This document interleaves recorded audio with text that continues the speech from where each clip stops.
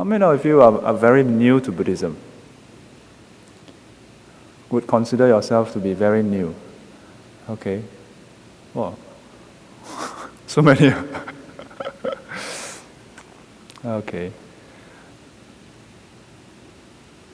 I guess the talk, the title, the poster mentioning about laksa got you all attracted, huh? But we are not serving laksa today. So what has emptiness got to do with laksa? What has emptiness got to do with our life, for that matter? Yeah. What is this emptiness that we are talking about? When you think of the word empty, the first thing that usually comes to our mind is usually nothing. Either nothing or void, or non-existence, and so on. The list can go on. But what is emptiness? What is emptiness? In Buddhism, emptiness does not refer to nothingness. But it does refer to the absence of something. Yeah? And it is with respect to our common perception, our perception of this world, that, for example, it would be correct to say that there's a monk in front of you going on and on and on. Yeah? But in the teaching of emptiness, we say that there's not really a monk in front. Do you all believe that? If I were to tell you that there's no monk in front, can you accept that? Cannot accept, huh? There's apparently a monk in front. So why is this monk saying that there's no monk in front? Why? And this is the mystery, in a way, a mystery of the teaching of emptiness in Buddhism. Yeah. Let's rewind a bit and go to laksa. How many of you like laksa? Just a handful. Some of you even have to look around. It's as though, like, if there's enough people who like it, then you might just like it. the herd theory, yeah? Have you all tried laksa? Yes, huh? Say yes. Yes, good. Do you all know Katong laksa? That is not vegetarian, yeah? Let's try something else. Guan Yin Zai laksa. Guan Yin Zai laksa is quite nice. Is Guan Yin Zai Lao Ban here? No, because, you know, one thing about the Guan Yin Zai laksa is the gravy is very nice. But, okay, I shouldn't say anymore. No, it's nice, it's nice. Now, if I were to ask you this question, is the laksa tasty at Guan Yin Zai? Guan Yin Zai is one of the vegetarian food stall in Geylang. Yeah? And if you ever go to Geylang, you should go along Sims Avenue Road. And once you hit about Lorong 29, 31, on the left side, that would be Guan Yin Zai.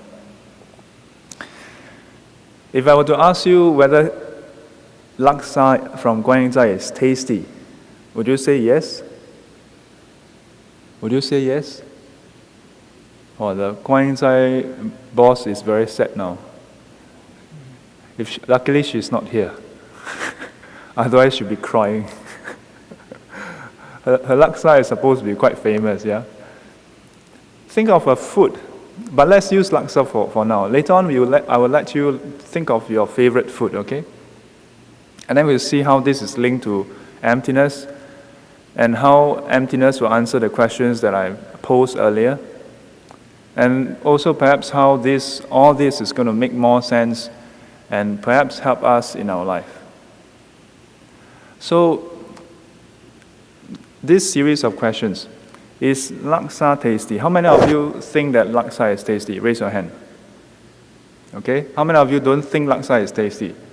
Raise your hand and you can leave now. Oh, just kidding.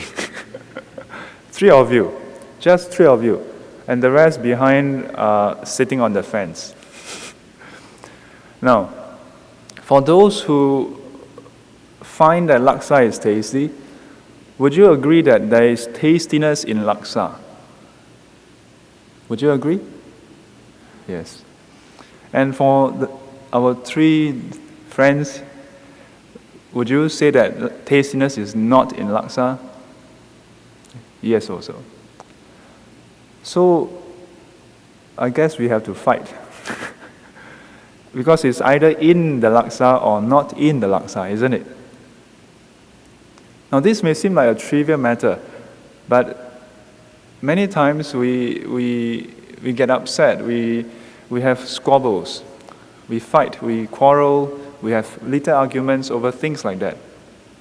A person says something and another person disagree, and the 2 person, they just start quarreling. And sometimes this can go on for hours, and even after it's over, they may hold on to it, remember it for days and years. Not necessarily about laksa, yeah, about other matters. But the underlying principle is the same, where 2 person or 2 groups of people may have different opinions or different perceptions. Yeah, so let's take a closer look. Now, if laksa has tastiness inside, all of us should taste it. But some of us don't taste it. And they are correct as well, because they do feel that laksa is not tasty. Yeah? If someone were to come and tell you, something wrong with you, you wouldn't feel too good, isn't it? But that's what sometimes happens. Have you ever encountered some friends or relatives where one person say, hey, let's go for lunch, and they will say, hey, where shall we go? And one person may suggest to go somewhere, and he will go crazy about this particular food, and another person may say, that is rubbish, that is horrible food. Who wants to wait half an hour for that bowl of noodles or whatever? And they may start going on and on. So is tastiness in laksa or not? Let's try it. For those of you who find that laksa has tastiness, then you must consider again that there are those who don't taste it.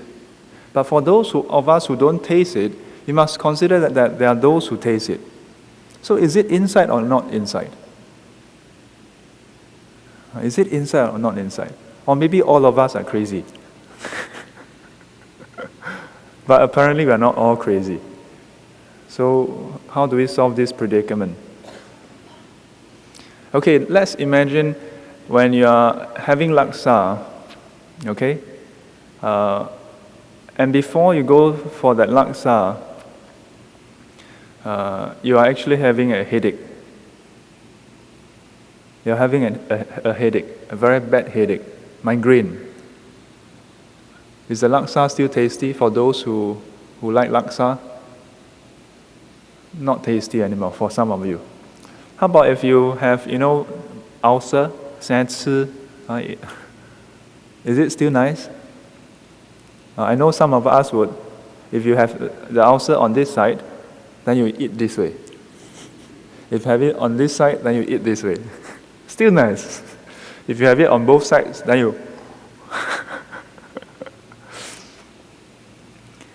What if you're having flu, you're too sick, you're very sick. Does it still taste nice? Doesn't taste nice anymore, does it? Now you may say that, well, but that's because I'm sick. How about if you go to Guan Yin or someplace, have laksa, and how many of you drove today? Okay, a handful of you, quite a number of you. Now imagine your car is parked downstairs, yeah? And as we are having this talk, or imagine you are having laksa, okay? And it's, wow, it's wonderful. And halfway through, one of the volunteers come out, yeah, and mention that someone's car's light is not turned off. Would those without cars who didn't drive today feel concerned? You wouldn't. But for those who drove today, would you be distracted? Would you then perhaps, even if it's the nicest bowl of laksa, be a bit concerned, and at that moment, you have no concern for the laksa anymore, even if it's just for a split second. And then the volunteer say, it's a white car. Then I think half of you all, it's okay, continue. Or if it's a blue car, or a red car, or a green car. Yeah. But what if you heard a loud bang? Bang, pang! Then being good Buddhist, Amitabha. And then one of the volunteers come up and say, oh, don't worry, no one was hurt. Then you say, oh, wow, luckily. Wow, maybe some of you may say, wow, the Buddha and Bodhisattva, blessing. But not the car got smashed. Then they say, blue car. It was one blue car and one truck. How many of you drove a blue car today? Never give you your favorite food and then tell you your car is smashed. Not coming for any more talks in future. No, just kidding. Go along with this, what they call the thought experiment. Now, at that moment, if the description fits your car, you would be very concerned. And at that moment, that few seconds, you would feel perhaps even stressed, worried, concerned, and quite definitely no more interest in the food. Yeah, you wouldn't even think about whether it's tasty or not. Yeah, much less whether it is tasty at all. We don't care. And then he quickly ran down, take a look, and when he saw the car, it's not my car. And then no. Being good Buddhists, of course, we are concerned for others also. And then, at that moment, if it's whatever food you like, would you then not, let me go back and finish my food? And as you come up, and then maybe your friends are like, what, is your car okay? And you're like, no problem. One more bowl, please. So what happened? At that instant, the bowl of laksa was tasty, and suddenly it's not tasty anymore. And then suddenly it's tasty again. Is it because the chef came out and took out some ingredients? Did the tastiness run out and then come back in again? Didn't, is it? Nothing of such sort happened. So what happened? Hold that thought first. Let's look at more examples. What if while we are having our favorite food or laksa, you receive a message? Receive a message. And it says, let's say, I don't know, Mom, I'm in the police station. Come and fetch me. Or I'm in the hospital, or something. Or for those of us who are, any students here? Is there any students here? Some of you. Imagine you're having a laksa and you get an SMS from your friend. Results are out. I heard that some schools nowadays, they have SMS services. They will SMS you your results. Is it true? No, not true. I should suggest to the schools. Maybe I can write a system for them and then play tricks on students. No. Let's not do that. But imagine if there's such a system, and you got an SMS telling you that your results are out and you just failed. You just failed 4 out of 5 subjects.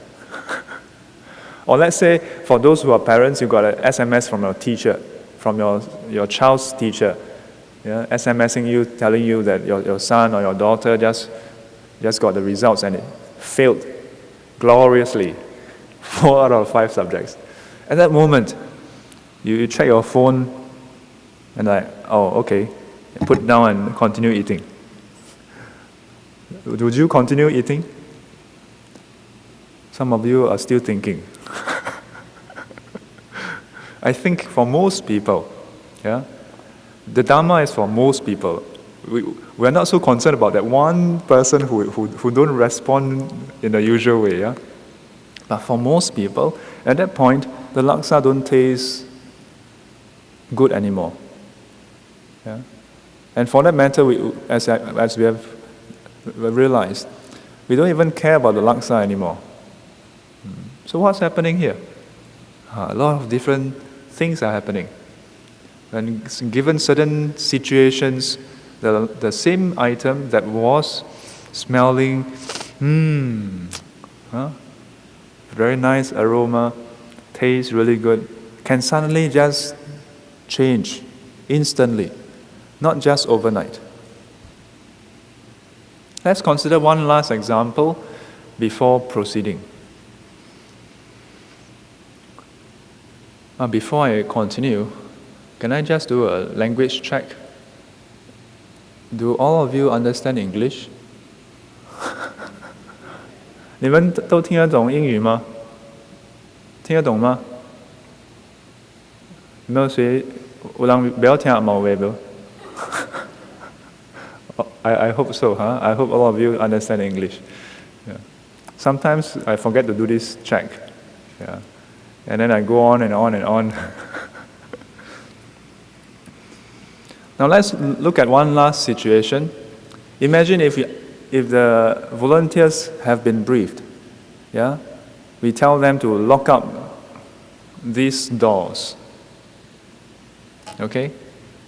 And then we imprison you here for 3 days, 3 nights. Today is Wednesday.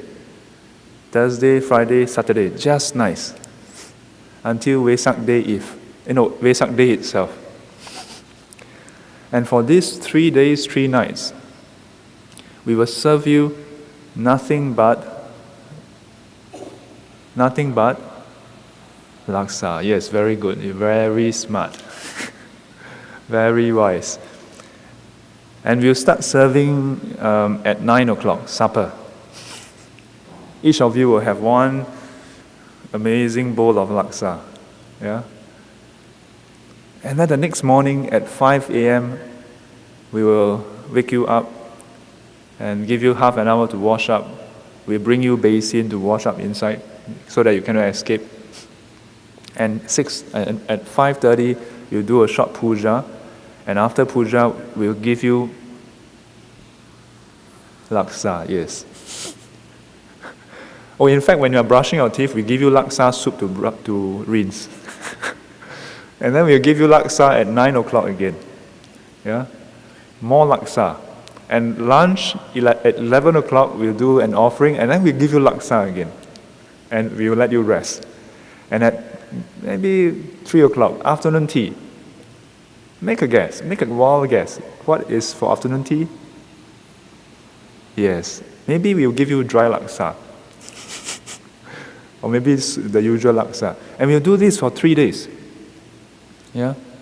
How many of you will think that you have attained nirvana? That it must be the wonderful karma of yours from the past, ripening now. Now you are enjoying the fruits of your karma, having laksa day in, day out. And the best thing is that we'll do it for free. You don't have to pay us anything. Laksa for everybody. How many of you would still enjoy it after 3 days? How many of you would still enjoy it after 2 days? I see some of you hesitating. Some of you touching your hair, about to raise your hand and then realize that no one else is raising your hand. How many of you would still enjoy after one day? No one? Oh, one person. Two. Wow, well done. Give them a round of applause. Volunteers, prepare the laksa. How about from tonight until tomorrow evening? Would you all enjoy it? No. Yes. How about yes? Have you all really tried laksa? Yes, but it's actually quite okay, Laksa is quite an amicable food. Yeah. Maybe you might just grow to like it. Maybe once you reach past that critical point. But you know where I'm going. You see, the thing about food is, there comes a point where you cannot take too much.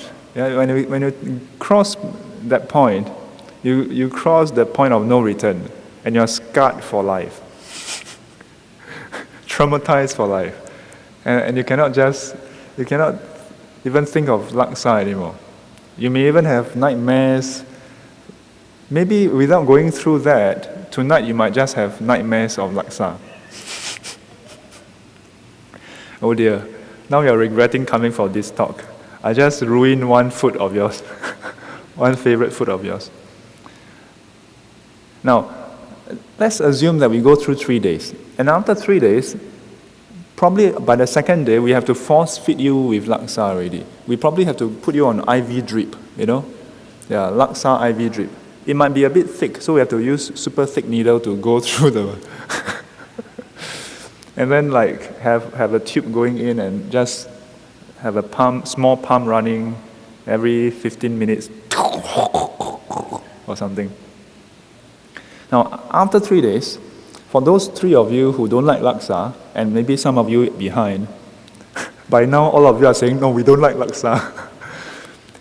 For the 3 of you, we don't give you laksa.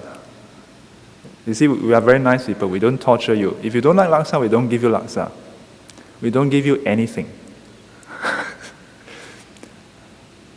Now just imagine, after 3 days, and then we say, finally, for the very last meal, we say, we're going to give you laksa for everybody. Would you all take the laksa? Would it be tasty? Yes. And for the rest of you, if we say, we give you a choice to take laksa or not take laksa, would you choose laksa? I think you would rather go hungry for 3 days. And so, it's amazing, isn't it? In each of these situations, we have different people tasting the tastiness in laksa, and then we have some people not tasting it. And then when a certain event happens, that tastiness can disappear for some people and appear for others. What is happening? Does the laksa's tastiness really exist or not? If it does exist, I guess we have to say it exists somehow, not for some people, but for others. But how does it exist?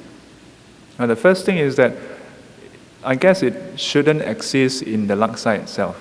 Because if it exists in the laksa itself, then everybody should taste it. And some of us may then start to think, perhaps it exists in us, in our taste buds.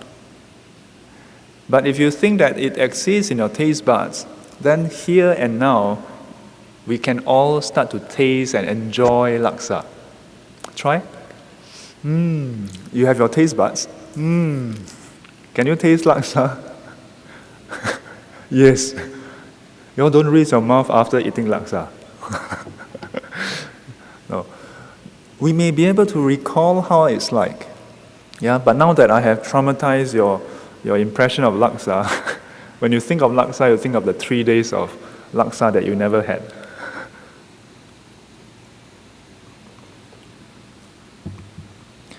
So,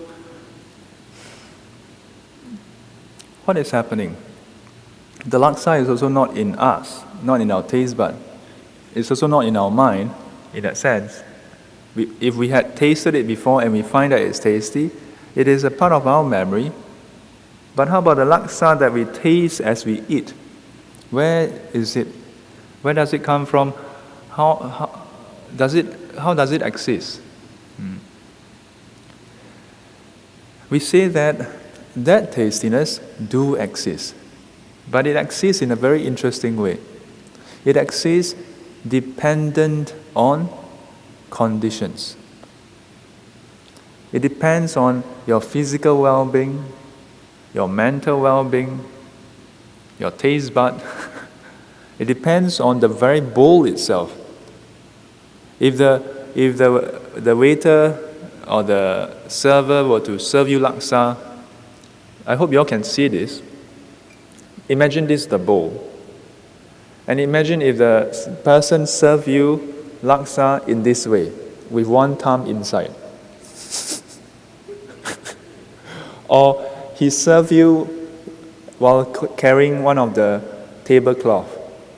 And then accidentally or purposely or I don't know what, it's like skirting around the edge. Would it still be tasty? Or how about if we serve you in a pail? Small pail, yeah? And I promise you, it is brand new from Sing Song. Yeah, it's brand new. Would it still be tasty? No, huh? How about if we serve you in one of those tray? Like, I love Indian food. And sometimes they serve you in one of those tray that looks like a leaf, and they have the rice, they have the gravy, they have the naan, they have the dal, they have, getting all of us hungry already. And imagine if they serve laksa in that way. And then you have to balance it to your table. And then you accidentally spill it over a bit. Would it still be tasty? Maybe still okay for some of us. But you know where I'm going? Yeah? And we can go on and on with many, many other examples, such as asking you to have your bowl of laksa, nice bowl, okay, porcelain, authentic nice bowl, and then ask you to have it in the toilet. Now then, what if I tell you that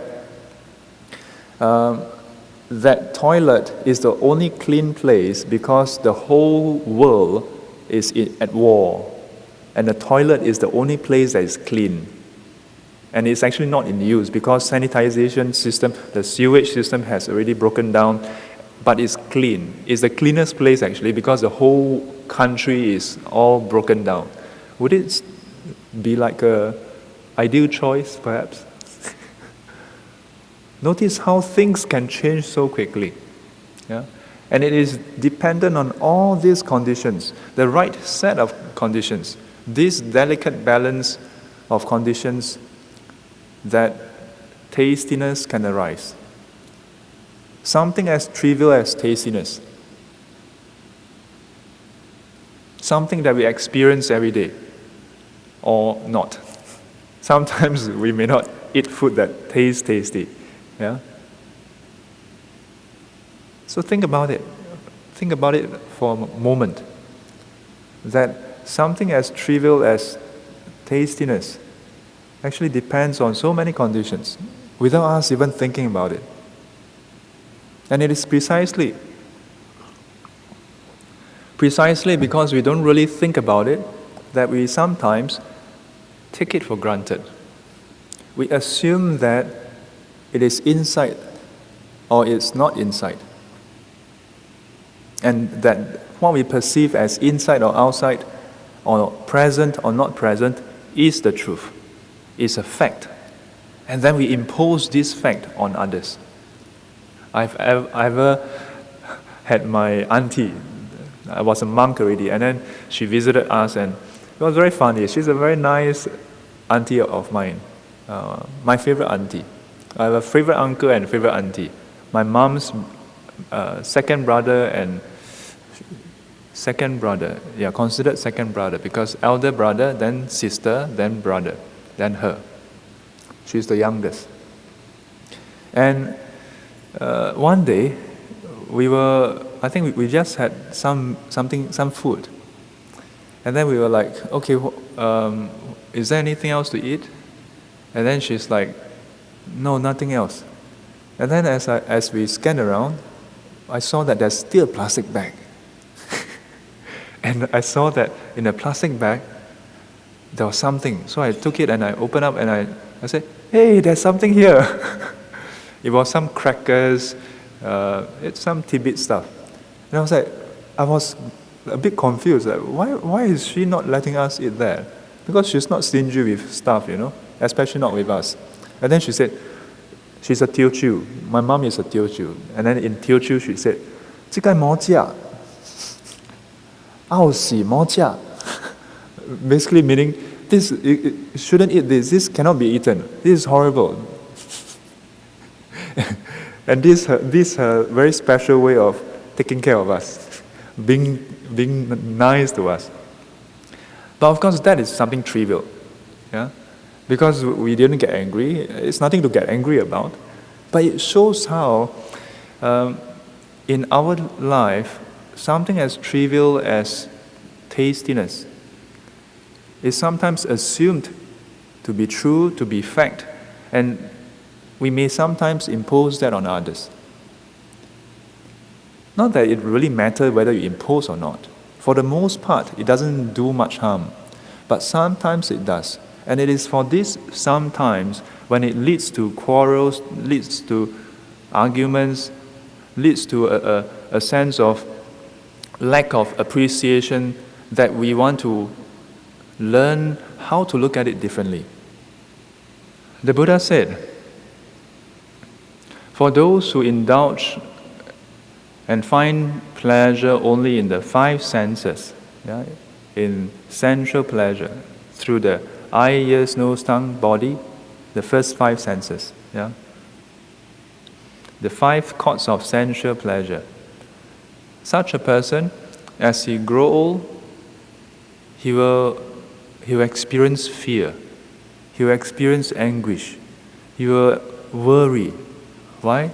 Because if his primary source of pleasure and happiness in life depends on his contact with the world through the eye, ears, nose, tongue, body, then even before he grows old, he is fearful because he might lose that source of happiness, that source of pleasure. And when he does grow old, then he's stuck with that situation. And so, if there's one thing you can, I urge you to try, okay, from this talk, overcome our preoccupation with our tongue. Try. Just think about it, okay? If you can transcend your tongue, yeah, whether through this Dharma talk or through the reflection on how tastiness is not inherent, is not intrinsic in food, then you will never ever get upset over food again. That's not nirvana yet, but at least you have removed one source of potential suffering. One source. And by doing that, perhaps you may have more confidence that if you apply the same principle to other aspects of our life, and you can transcend accordingly, surely one day you can attain final liberation. But before that, let's come back to the laksa. Not so soon, huh? Are you all ready to be enlightened? How many of you are ready to be enlightened? In 5 minutes' time? Or stressed? Sometimes it's a bit tricky to be a Buddhist, Like the ultimate goal of all Buddhists is to attain final liberation, nibbana, yeah? But when you really sit down and you think about it, it's like, are we really ready to be enlightened? Because half the time we are not sure what it means to be enlightened. And so sometimes when we think about it, then we imagine the Buddha behind, sitting like that. Or you go to some temples and you see the 18 arahants in all the poses, and the head all shaved off with beard, and you're like thinking, I don't have beard, how to be an arahant? We'll come back to this in a short while. Why we should have a clearer picture of what it means to be enlightened, and how it's not so far-fetched actually, and it's not so distant. So far we have come around and look at tastiness. That tastiness is not in laksa, it's not outside of laksa, but it just arises when suitable conditions come about. But yet, not in any of the component, not in them independently. But when all the conditions come together, the mind, the body, the environment, the food itself, and then that contact, then tastiness arises. It must be in that particular chemistry. So we say that tastiness is dependent arising, and it is empty. It is void of any inherent, intrinsic characteristics or substance. It is not that it doesn't exist. It does exist, but it exists in this way, in a dependent arising way. In Chinese we call it 缘起有, yeah? 不是没有. It's not that it doesn't exist. It does exist, but it exists in this way, dependent arising, dependent on conditions to arise. Yeah, that's how it exists. Number two, because of that, it is not inherent. Yeah? Not inherent in laksa, not inherent in us, not inherent in the environment or any of the conditions. But yet it requires the conditions to arise. How strange is this tastiness?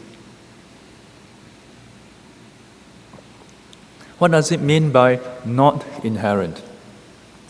We can understand it better by looking at what is inherent. When we say something is inherent, it means that it is a quality of that phenomena regardless of the external factors.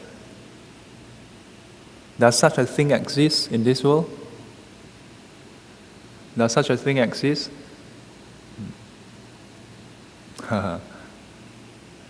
Anyone? Yes. What is it?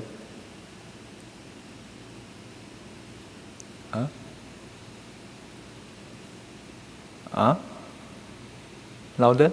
Never mind. Later. Shy. But actually, in our daily life, we do think in this way. We do think that some things are inherent. For example, at work or in school, or maybe on the road, we may encounter someone who is unreasonable. Yeah, maybe at work we meet our boss. No one came with the boss. Huh? Anyone came here with the boss? You came with the boss. You came with your boss. Okay, boss is good, huh? But don't lie. Huh? No, boss is sometimes good, sometimes not good. But many times when we mention about certain traits, we call it a person's character. He is like that. At this point, we must use the very familiar Singlish expression. He's like that, what? Huh? You don't believe? We must. When we say that, when we say what behind, when we put a postfix, yeah, of what behind, it becomes fact. It's like that, what? Becomes fact already. You cannot argue. Once someone say it's like that, what? Cannot. If you say anything, it means you want to fight. But what does it mean when we say, he's like that, what? What does it really mean? You notice sometimes when maybe ourselves or our friend mention something to that extent, then someone may offer and say, no, you are mistaken. That person is not like this. How long have you known him? Someone may ask us, or we may ask our friend. Sometimes it's a role reversal, you know. And then whether it's ourselves or that person, we will say, maybe we will even do this, you know, raise our collar, getting ready for that ultimate statement. You know how long I have known him? 10 years. Never changed. But maybe that person is not convinced. The person may say, no, I've met him many times also. I know him for 12 years. Well, then you start arguing. What is really happening? What we are saying is, when we say, he will never change, he is like that. Usually we will say something else. You think I'm stupid? Or we may say, it's not my perception, he's really like that. When we say all this, it points to that mindset, that whatever traits or quality that we have raised up is found in that person, is inherent in that person. It is not our perception. Yeah? We are seeing correctly as saying that this is a cup and this is a table. Yeah? It is not our perception that he's annoying, that he's whatever. Yeah? That's what we are saying. That beyond our perception, beyond conditions, he's like that. Because when people say, oh, but you have not met him for 5 years, he has changed. Then we say, no lah. You don't tell me about him. He never changed one.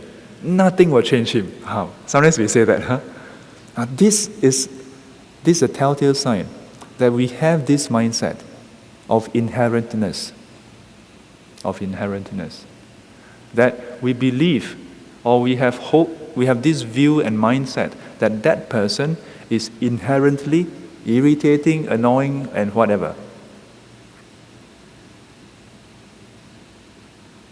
So although on the one hand, when we think about it logically, we may agree that nothing is truly inherent.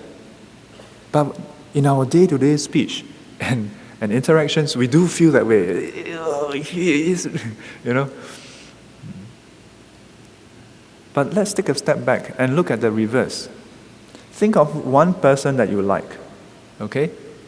Say, for example, your boyfriend or girlfriend or your husband or wife or whoever, or your son or your daughter or your best friend, and think of the quality that you like about that person, okay? If someone were to come to you and say something bad about that person, how would you feel?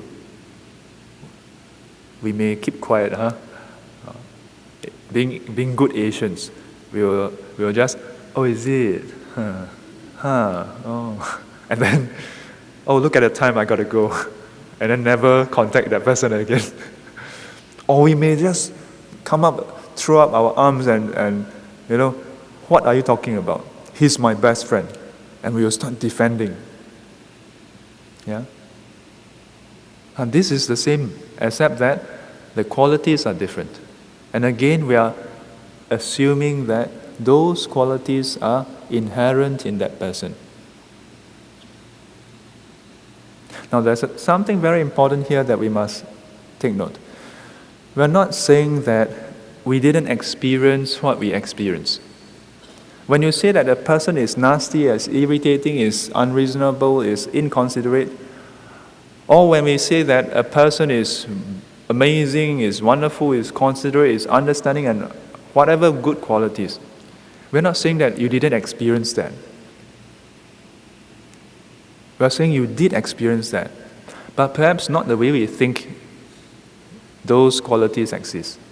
We're saying that what we experienced is a result of the conditions. That person is part of the condition. We are also part of the condition. The environment is part of the condition. There are many, many conditions. But you may, at this point, then say, okay, so pretty simple, straightforward, same principle, dependent arising, empty. So what? So what? If it's just laksa, big deal. Don't eat laksa for the rest of our life. Eat char kway teow. I must say it in Hokkien way, char kway teow. Cannot say char kway teow. It sounds a bit strange, huh? For Chinese to say char kway teow. Should be char kway teow. Teow.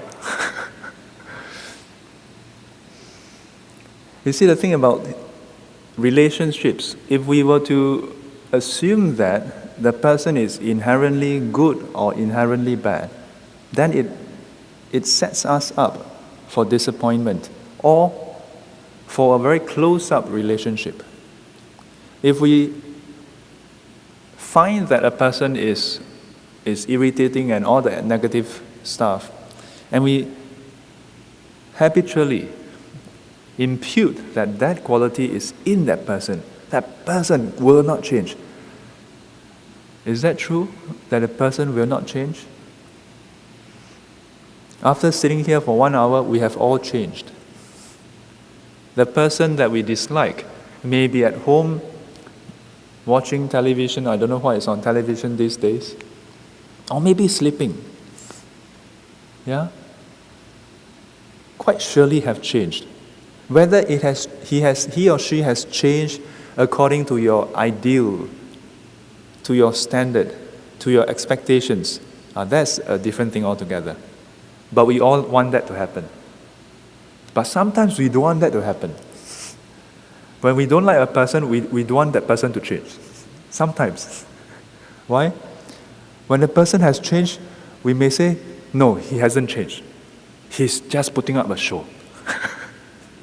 And it is here there is the problem.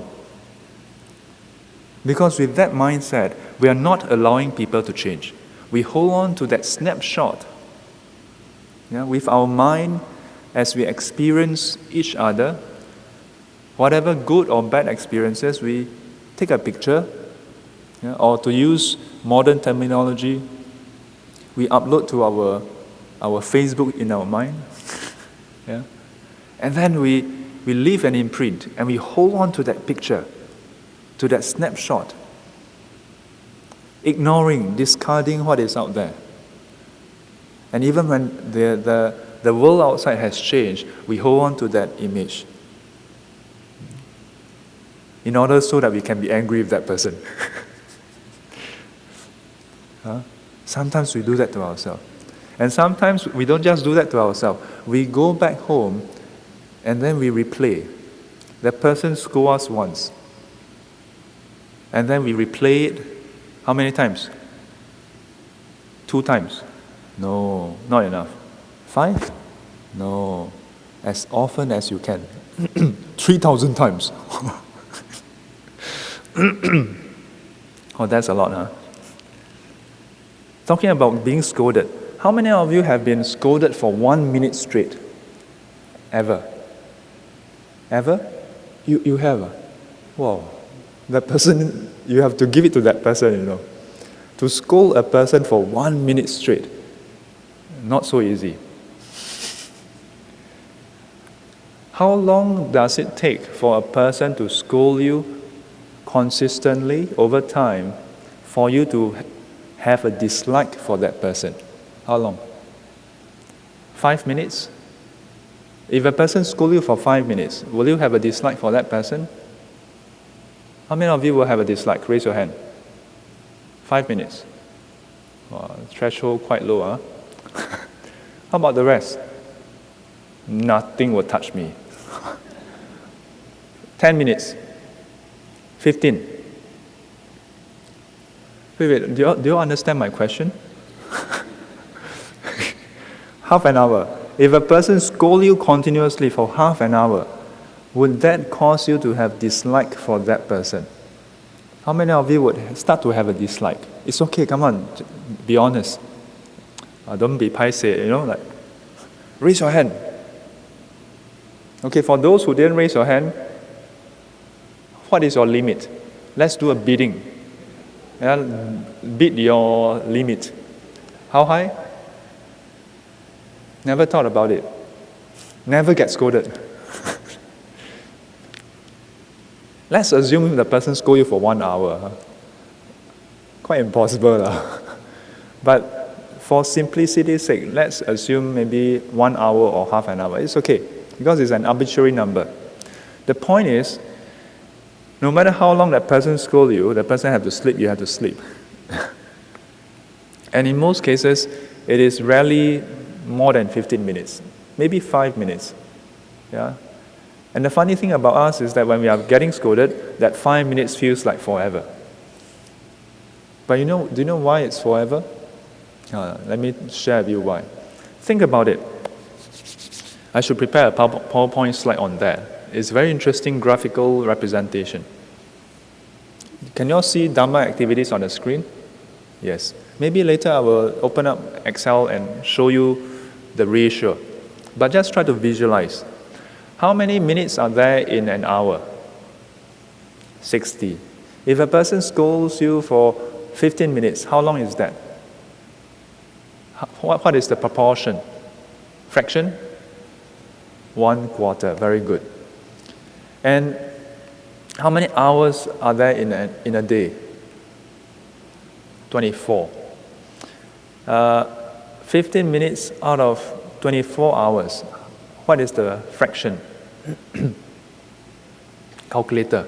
There's something called calculators? Try. Can someone do the calculation for me?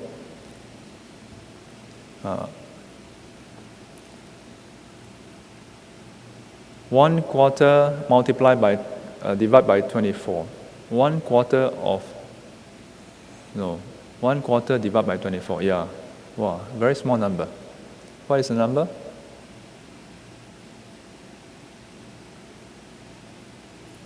Hey, change your phone, huh? Just kidding. What is the number? What is the magic number? Okay, let me teach you how to use a calculator. You're getting bonus lessons today. So, can get or not? If you're using a calculator, you don't have to do mental sums anymore. Just press the number.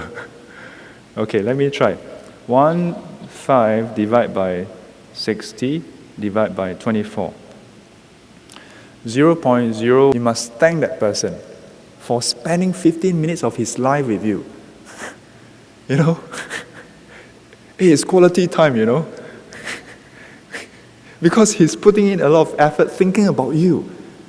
He's giving you all his attention, or she, We keep talking about our loved ones not giving us quality time and attention. Here is one person giving you 100%, one-to-one quality time. You should be asking for more. But yet, despite all that, it is only 1% of that one day. But that person is not going to just scold you for 15 minutes and die the next day. Sometimes it happens, but let's leave that out of the scenario for now. Okay? If the person stays alive, managed to stay alive for 1 year, then if you do the math, what is the percentage? Divided by 365, assuming it's not a leap year. This year is a leap year. Let's not talk about this year. Okay. It's 0.00002, which means 0.002%. Ridiculously small number. And if you consider that person is, let's say, I don't know, someone who is good, who is old enough to scold you, let's say 40 years old, for example, okay? 40 years old. Not that I have anything against people who are 40 years old. divided by 40. And then it tells me some numbers with an exponential sign behind. So I don't know what is that anymore. I think it's 0.7 zeros and then 7. So it's a very, very, very small number.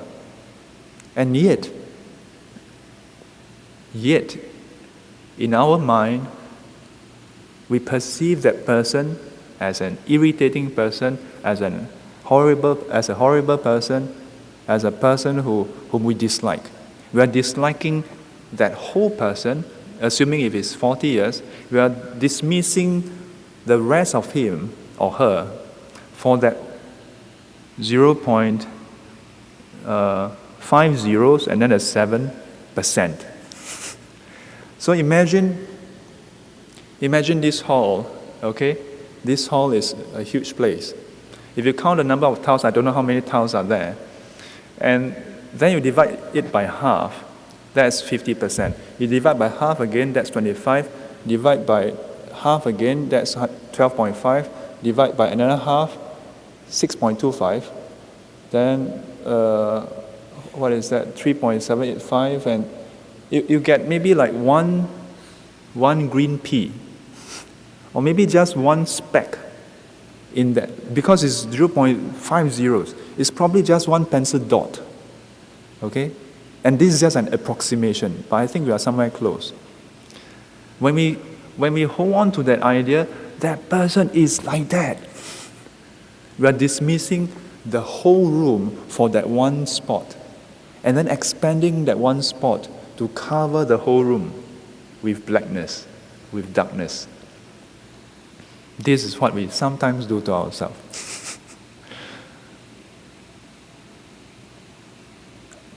But the reverse is even more interesting. What if it's a good quality? You may say, yeah, okay, done, got it. I will do something about this negativity. But what if it's something good? A quality of a person that we like, Yeah? What then? If we ignore the fact that whatever good experience we had with another person is due to conditions, we are not ignoring the conditions. Yeah?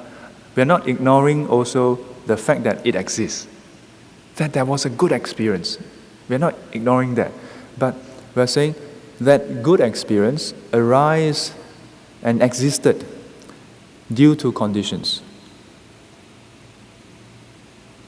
If we remove all those conditions and then impute into that person,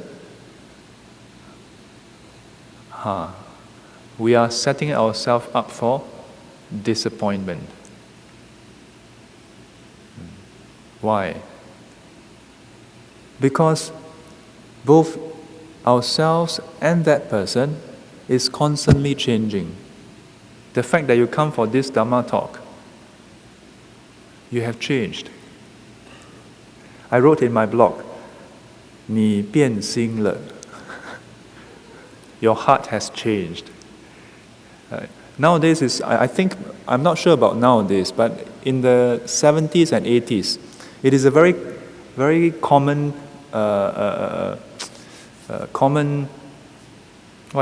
script in television shows, in movies. People last time loved to cry over things, They love to have all those sob stories, love story, this boy meet this girl, and then later on, or the girl need to go to university, and then after the boy need to go and work, and then the boy's mother got leukemia, what this and that. And then the girl helped the boy go and study, get a good job, and later the boy, then the girl say, 你变心了. Your heart has changed. But can we expect the heart not to change? Can we? We hope so. It'll be nice, but it cannot be. Because at the first place, if the heart do not change, the two persons cannot even like each other, much less love each other. It is the nature of the heart to change with conditions. Because if it cannot change, then the first change will not have happened. But this is the thing about us. It's like kids, they want to grow up. But when they grow up, they don't want to grow old. Both are changes. But we want this change, but not that change. Likewise, with relationships, we want the first change. We want that first change because it suits us. It's what we want. Yeah? And so we're happy when that happens. And then we also ignore that it is change. But when the second one has happened, the second change happened, we say, oh, how can you change? But that's the way the mind is. That's the way the heart is. It changes according to what? To conditions. Not according to laksa, huh?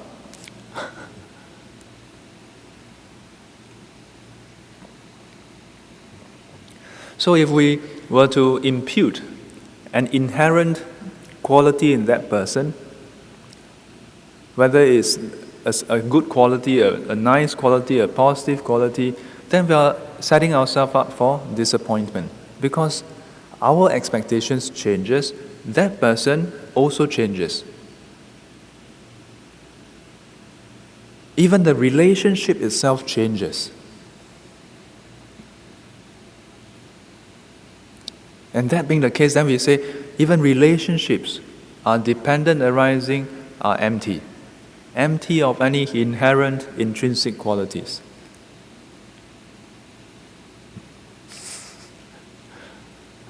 Now if you all feel very disappointed with relationships by now, you all can go out later on, go to the monk's quarter and get an application form.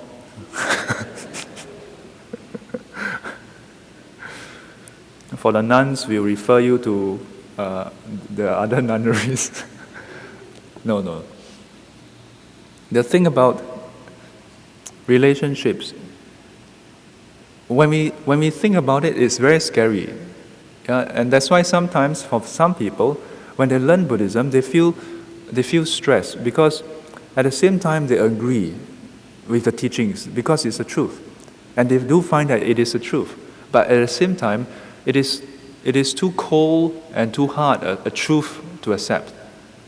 But I tell you this, do not be mistaken, do not be disheartened, do not be disappointed. Because it is precisely that relationships are dependent arising and empty that makes it even more precious.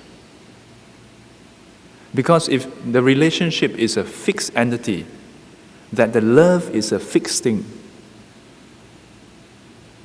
whether for whatever reasons it's fixed, then it means that your other half, your special other half, has no choice but to love you. It means that when you wake up in the morning and you ask your other half, whether it's your husband or wife, and your husband or wife say, yes, I love you. Then you've got to ask yourself, he has no choice but to love you. If you were to ask him again, he'll say, oh gee, I guess I have to love you. It's fixed already. We got married, see? I have to love you. To me, that cheapens love. It cheapens relationships. But fortunately, that's not how relationships are. Relationships can change anytime because it's dependent on conditions. Love can change anytime. But don't be scared by that. It is because love and relationships can change anytime that makes it even more precious. That we will then say, we must not take it for granted. We must realize that it really depends on a lot of conditions to nourish, to nurture, to keep. And it's precisely because it can change anytime. You must know that your other half can change his mind or her mind anytime. And that despite being able to change and have even then he don't change, that she don't change, that makes the relationship even more precious. Isn't it? It is precisely because of that despite all this, still don't change. That makes the relationship even more precious. That you should cherish it and not take for granted. But at the same time, knowing that it is also changing, and that's why you can grow into each other, and you allow the other person to also grow and to become a better person. Because in fact, we do have that expectation. We want our partners to change. But at the same time, we don't want them to change. We are in this conundrum, We are in this paradox. Realizing that both parties are changing. Then you realize that relationships is not a one-time thing where you just go to have a date or you ROM or whatever and then it's sealed, cast in stone. No, it is a lifelong process. It is a lifelong process for both parties to learn and to grow and to continue to put in that effort, to put in the right conditions for love to arise. If any guy or girl tell you, I love you and I think of you all the time, give that person a slap. It's rubbish.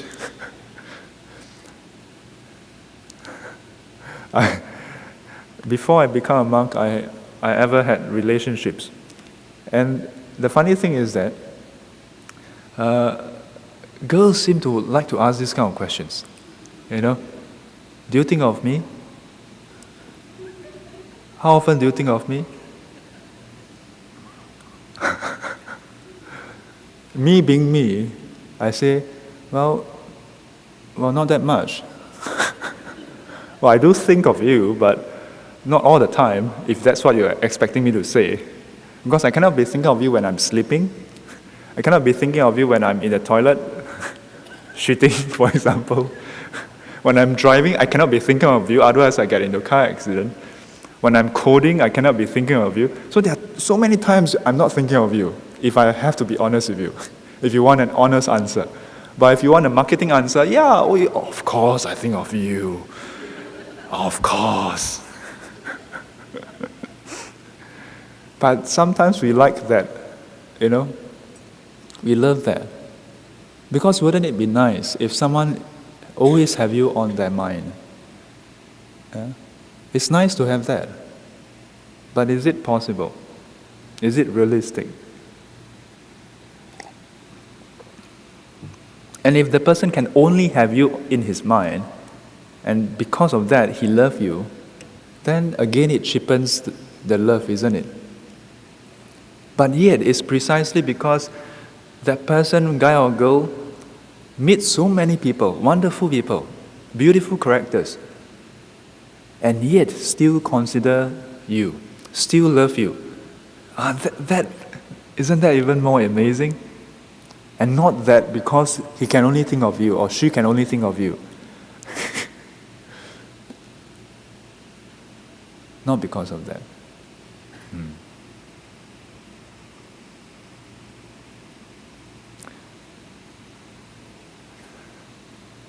So when we reflect on emptiness, we can perhaps start to appreciate that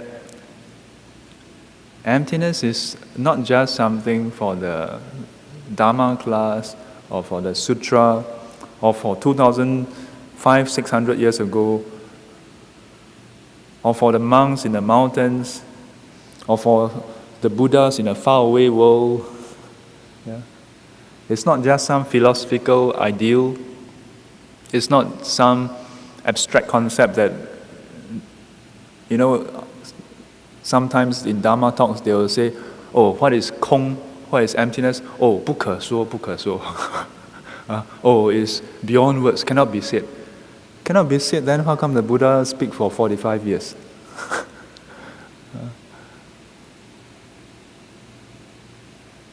A lot can be said, yeah. But it is to share how we can understand it. But even more importantly, emptiness is not an end by itself. It shouldn't be taken as an end by itself, whether philosophical or religious. It's not an end by itself. Because the teaching on emptiness, like all the rest of the teachings, circles back to us, sentient beings, our suffering, our defilements, our attachments, our worries, our stress, our joy, our happiness. It comes back to us. And it is here that emptiness should be reflected upon, should be used and applied in. So it is with respect to our lives that we should bring this teaching on emptiness to our mind frequently. In whatever situations we encounter, as we do this more often, as we do this reflection more frequently, it becomes more familiar. And then it becomes easier, more natural for us to reflect in this way, and then to realize that what we perceive is not so independent of conditions. It may not be so apparent immediately, but if we do it gradually, it becomes easier.